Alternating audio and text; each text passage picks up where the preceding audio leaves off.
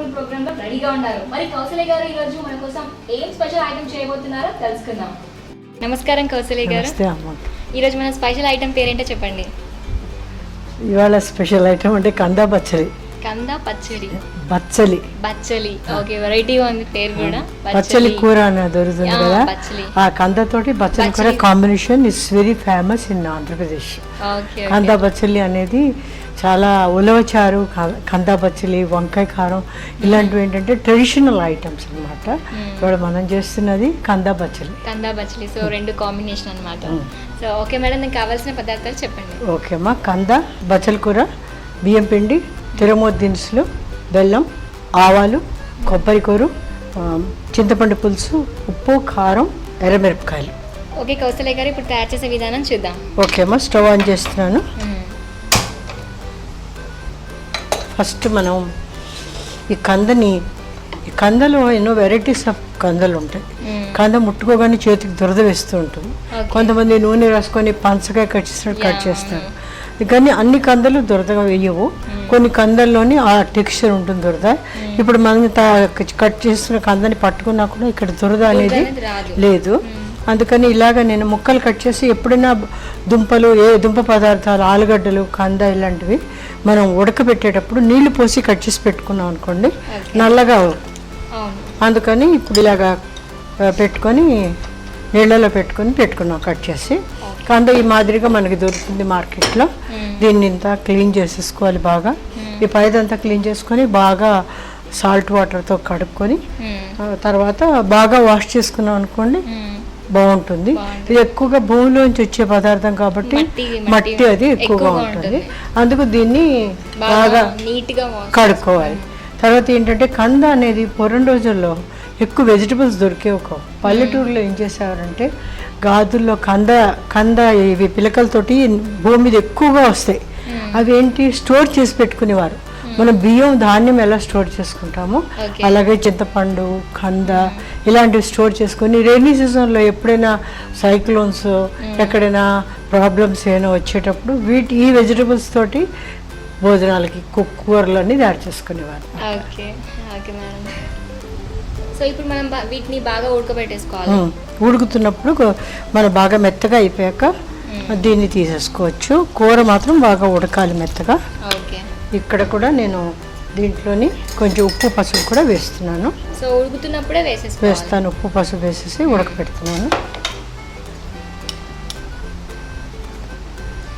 ఈ కంద అనేది చాలా తక్కువగా అన్నమాట, ఎక్కువగా మన ఇంట్లో వాళ్ళు ప్రిఫర్ చేయరు. ఇది ఎలా చేయాలో కూడా ఫస్ట్ ఆఫ్ ఆల్ వాళ్ళకి తెలుసు. దాన్ని ఎందుకంటే దానికి లైక్ చేయరు. అది క్లీన్ చేసుకోవడానికి టైం పడుతుంది. దాని స్కిన్ అంతా తీయాలి, కట్ చేయాలి. తర్వాత ఈ కందతో రకరకాల ఫ్రైస్ చేస్తారు, కాజు కంద ఫ్రై అలా కూడా చేసుకుంటారు, చాలా బాగుంటుంది. ఈ కంద పచ్చలి అనేది చాలా వెరీ ట్రెడిషనల్ ఫుడ్ అనమాట.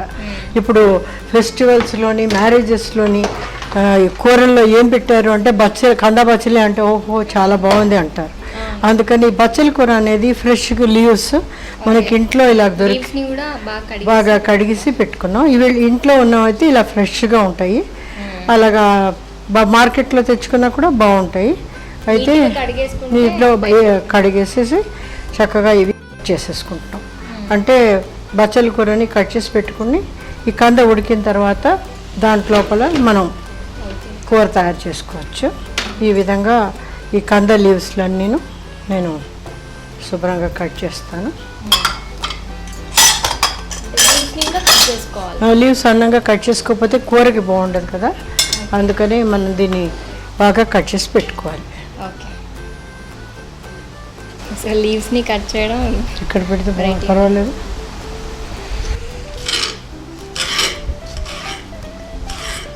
సన్నగా కట్ చేసుకోవాలి అంటే ఉడకడానికి బాగుండేటట్టు. ఓకే, బచ్చలి కూరతో పప్పు కూడా చేసుకుంటారు. ఇది ఫేమస్ డిష్ కాబట్టి ఇది మనం ఇలా తయారు చేసుకుంటున్నాం. Okay okay.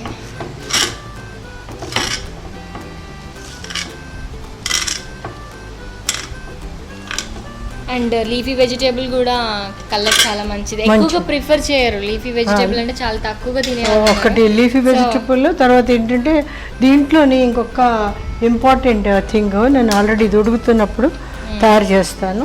ఇందులోని ఆవపెట్టి, కంద ఆవపెట్టి చేస్తామంటాం. ఆవ పెట్టడం అంటే మీకు తెలుసు అనుకుంటాను. ఇది ఇక్కడ ఆవ పెట్టేటప్పుడు నేను కొబ్బరి తీసుకుంటున్నాను, ఓకే.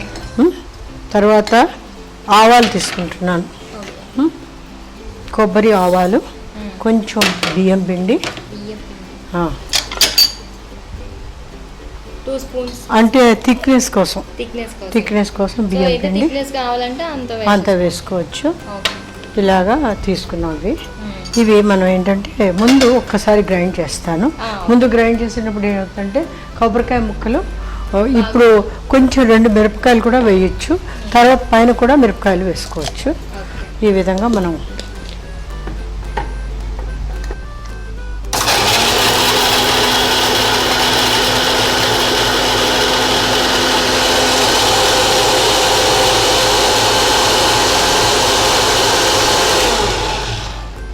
మోనిక ఇలాగ గ్రైండ్ అయిన దాంట్లోని మళ్ళీ కొంచెం వాటర్ వేస్తున్నాను. కంద ఆవ పెట్టడం అంటారు.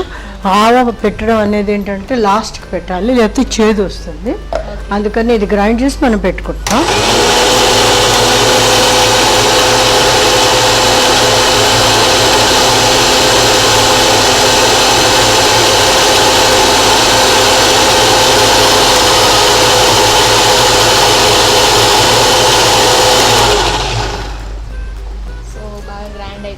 ఈ మాదిరిగా నేను గ్రైండ్ చేసి పెట్టాను.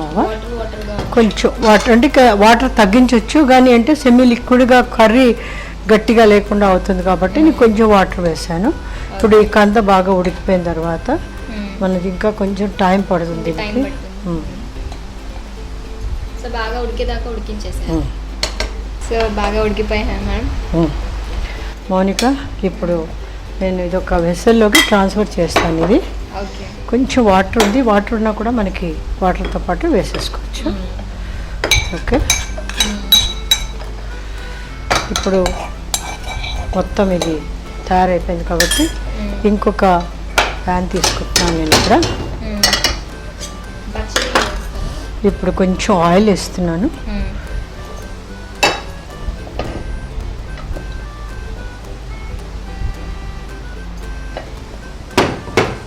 ఆయిల్ కొంచెం బాగా వేడెక్కిపోయాక కొంచెం తిరగమొద్దు దినుసులు వేస్తున్నాను ఇక్కడ.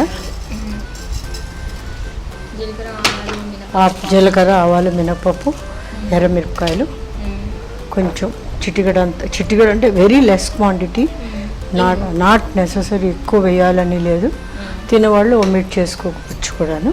ఇది చిటపట్ల అంటే ఇందులోనే నేను ఇది వేసేస్తున్నాను, పచ్చలి కూర. ఓకే, సో ఇది బాగా కొంచెం ఫ్రై చేసుకోవాలి. తిరగమూత బాగా ఫ్రై అయిపోయిన తర్వాత దాంట్లోని పచ్చలి కూర వేసేసుకుందాం.